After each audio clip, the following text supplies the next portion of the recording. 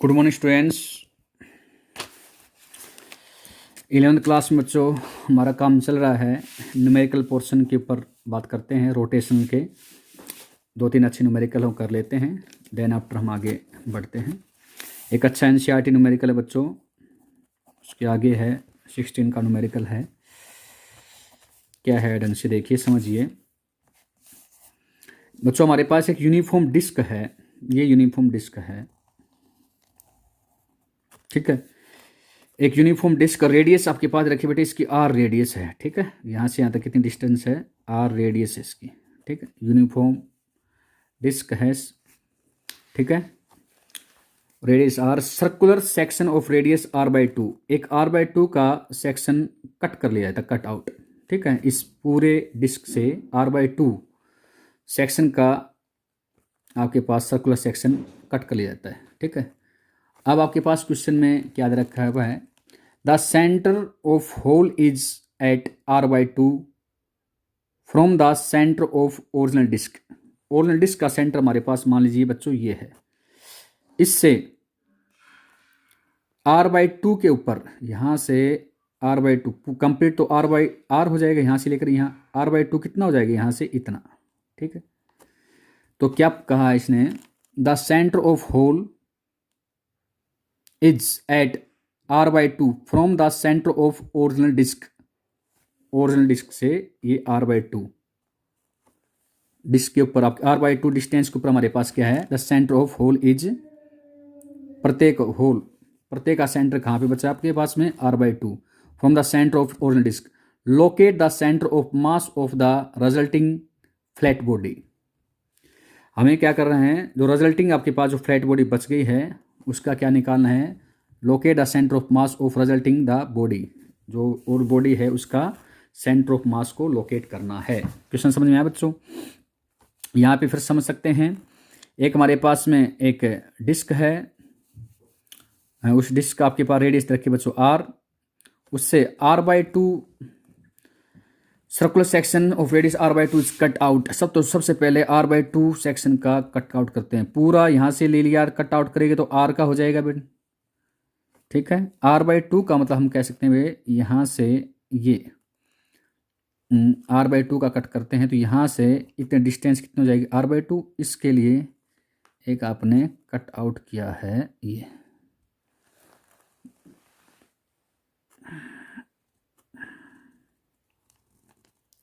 ऐसे, ठीक है बेटे।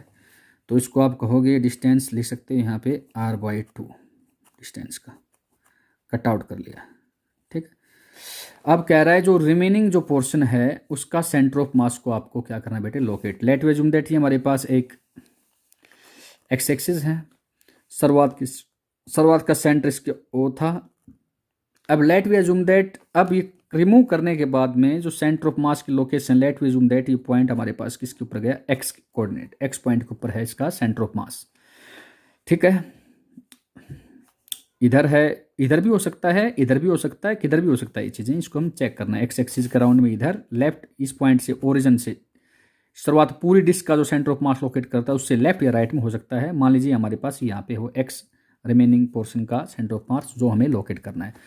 तो सबसे पहले बच्चों कंप्लीट का मास हमारे पास है कैपिटल M, ओरिजिनल, ठीक है। ओरिजिनल मास है हमारे पास ये। अब हम बात करते हैं बच्चों, जो हमने कट किया है उस कट पोर्शन का मास निकालते हैं। कट पोर्शन का सबसे पहले हम क्या निकालते हैं, मास। लेट वी अज्यूम दैट वो हमारे पास मास कितना है, m डैश। तो ऐसे पोर्शन में पहले भी डिस्कस कर चुके हैं, m डैश कितने निकल के आएगा, m dash equal to complete का मास m, कंप्लीट का मास पर यूनिट एरिया, पूरा एरिया कितना बेटे, πr² इनटू में जो कट किया है उस पोर्शन का एरिया, जो कट पोर्शन किया उसका एरिया कितना है, πr/2 का होल स्क्वायर। ये पोर्शन m डैश, जो पोर्शन हमें रिमूव किया है उसका में हमारे पास क्या आ जाएगा, मास आ जाएगा।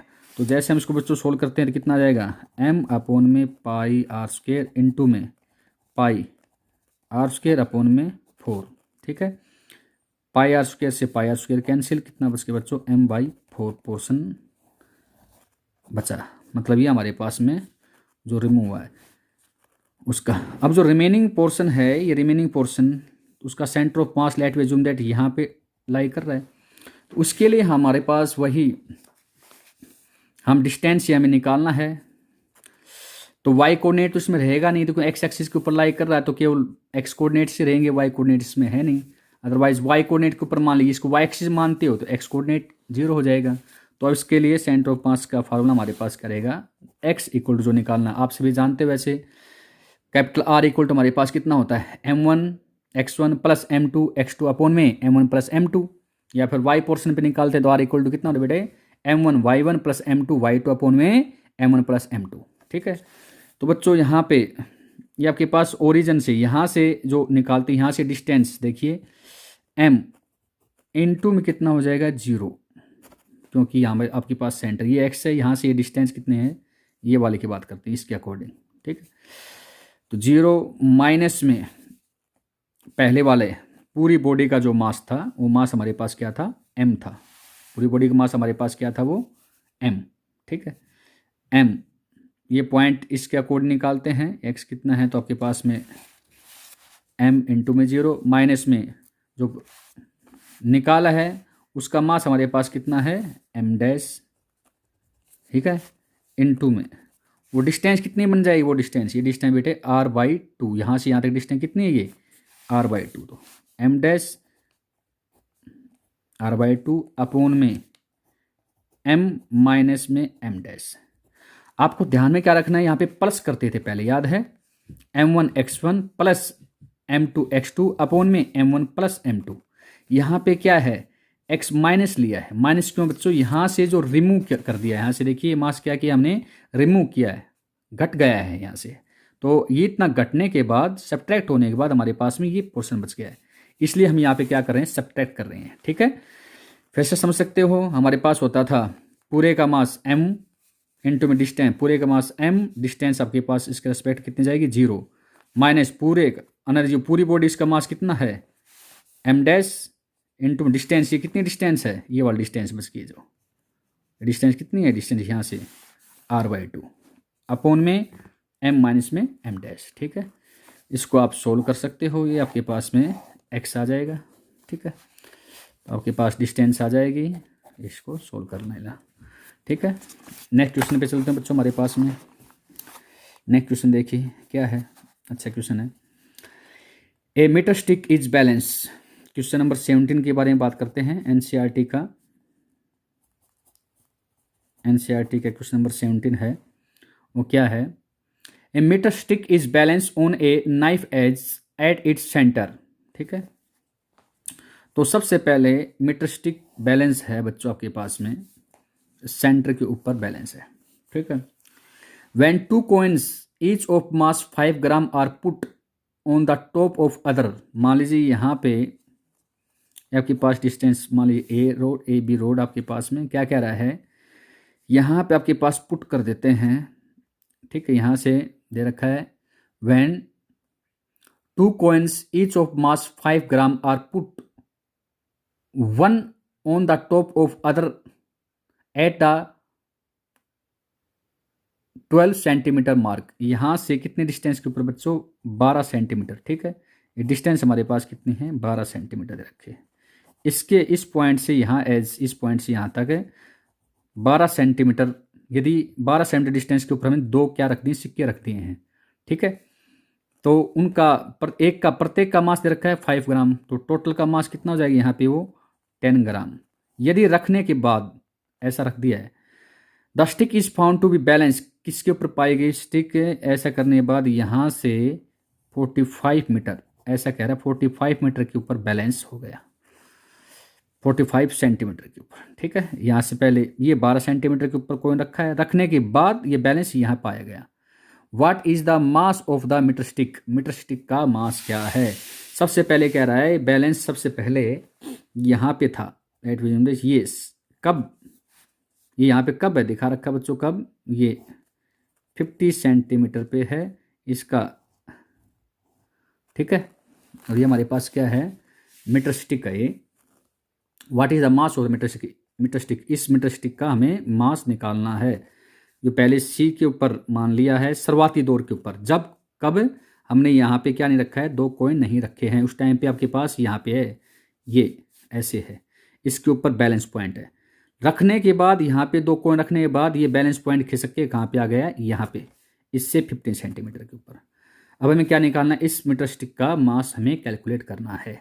ठीक है, तो वही आपके पास रोट क्या लगाओगे बच्चों, इक्विलिब्रियम्स आपके पास है, रोटेशन इक्विलिब्रियम्स बच्चों बात करते हैं, कहाँ पे बात करेंगे, सी डैश के ऊपर। मान लीजिए आपकी बार यहाँ पे हो गया, तो ये मान लीजिए सी पोर्शन है, इसके ऊपर हो गया ये पोर्शन, मान लीजिए सी ले लिया, तो ये आपके पास सी ले लो, सी डबल डैश ले, सी टू ले लो। ठीक है, सी टू पॉइंट के ऊपर यहाँ पे मान लीजिए क्या है, बैलेंस आपकी बार यहाँ दिखाई दे रहा है। तो क्या कहोगे, इक्विलिब्रियम पोर्शन में है, तो बच्चों वही देखो, इसका वेट मतलब फोर्स इनटू में परपेंडिकुलर डिस्टेंस, तो कितनी है, फोर्स हमारे पास है, फोर्स कॉइन को निकलने वाला फोर्स, इसका कितना रहेगा, वेट रहेगा, वो कितना होगा बेटे, वेट mg, m हमारे पास 5 + 5 इंटू में जी हमारे पास कितना होगा बेटे, 10 कह सकते हो। ठीक है, तो जी आपने ले लिया 10, या फिर जूत भी नहीं पड़ेगी, कट आउट हो सकता है, 10g इंटू में ये डिस्टेंस के बारे में बात करते हैं बेटे, कितनी डिस्टेंस पे गई, देखो यहाँ से लेकर यहाँ तक कितनी है 12, और यहाँ से लेकर यहाँ तक कितनी है 45। तो डिस्टेंस कौन सी है हमारे पास, ये डिस्टेंस बची, ये डिस्टेंस, क्यों, फोर्स इंटू में इसकी परपेंडिकुलर डिस्टेंस, फोर्स हमारे पास है बेटे 5 + 5, यहाँ पे इसका वेट हो गया, इंटू डिस्टेंस कितनी हो गई, डिस्टेंस हमारे पास, डिस्टेंस हमारे पास कितनी है बेटे, 45 माइनस में 12, 45 माइनस में 12, क्यों, ये हमारे पास यहाँ से लेकर यहाँ तक 45, यहाँ से लेकर यहाँ तक क्या हो गया 12, तो कितनी बची 45 माइनस में 12 इक्वल टू, यहाँ बात करते हैं बेटे। अब देखो इस अकॉर्डिंग की बात करते हैं ये, ठीक है ना, इसके अकॉर्डिंग। अब ये देखिए, ये हमें निकालना है हमारा इसका वेट कितना है बेटे, m इंटू में g, mg इंटू में, अब की बार ये डिस्टेंस कितना रहेगा, इसके अकॉर्डिंग ये डिस्टेंस समझ सकते हो कितना रहेगा। पहले यहाँ तक ये डिस्टेंस कितनी है 50, देन आफ्टर यहाँ से लेकर ये डिस्टेंस, क्यों हमारे पास परपेंडिकुलर डिस्टेंस ही है ना, तो कितनी हो जाएगी, ये 50 है, ये कितना है 45, ये लगने वाला ये इंटू में इसकी परपेंडिकुलर डिस्टेंस, क्योंकि इसके अराउंड रोटेशन ये इक्विलिब्रियम में है, तो this is the force and this is the perpendicular distance.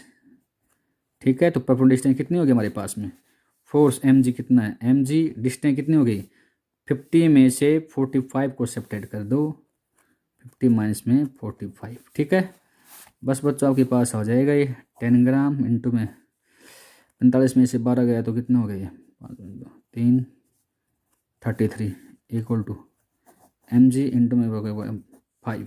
ठीक है, जी से जी हमारे पास कैंसिल आउट हो गया, m निकालना है, m इक्वल टू 330 अपॉन में कितना आ जाएगा 5।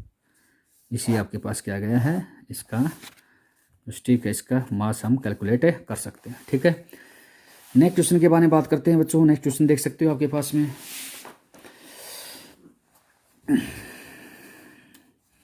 अगला क्वेश्चन बच्चों हमारे पास है एक ऐसा ही है, solid sphere roll down to different incline plane. Question number आपके पास बात करते हैं बेटे 18 के बारे में।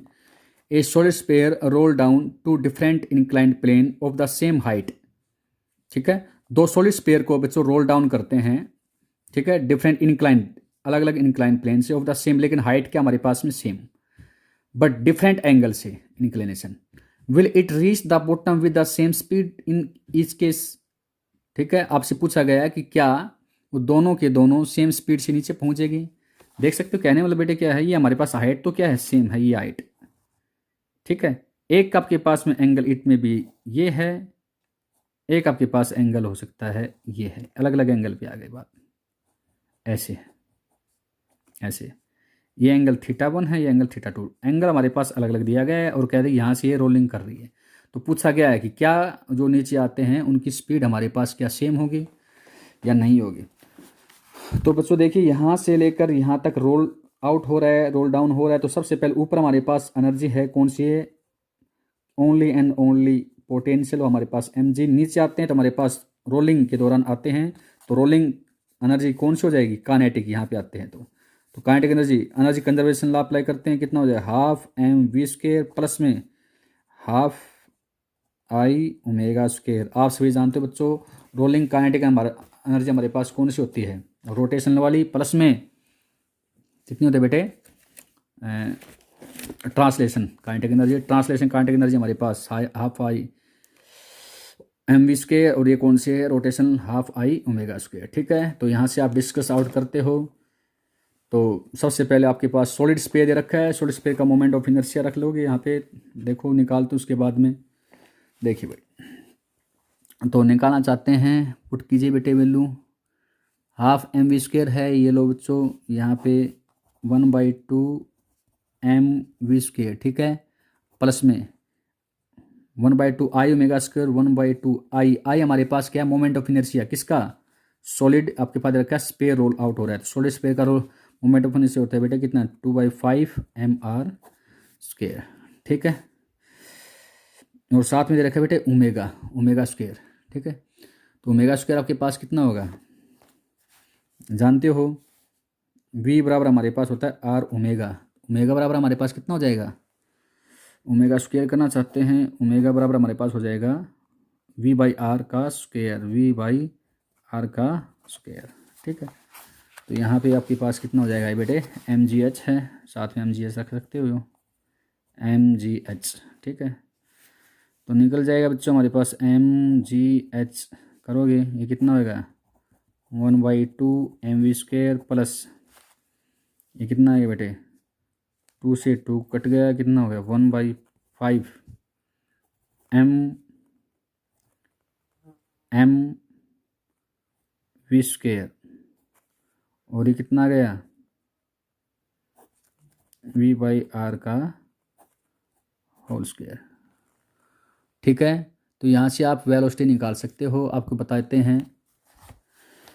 तो दोनों की दोनों जो वेलोसिटी आती है, जो निकल के आएगी वेलोसिटी निकाल सकते हो। एम से एम हमारे पास कैंसिल आउट हो जाएगा, जी की वैल्यू पुट कर सकते हो, जी हमारे पास कितना जाएगा? 10। निकालने किससे है हमारे पास में? ये वेलोसिटी निकालनी है, ये वेलोसिटी। ठीक है, तो आप सोल्व आउट कर सकते हो, हमारे पास कितना चला जाएगा? ये आप करते हो तो आगे करते हैं इसको अलग अलग पॉइंट के ऊपर। एम से तो एम कैंसिल आउट कर दोगे, यहाँ पे एम से एम कैंसिल आउट हो जाएगा। ठीक है,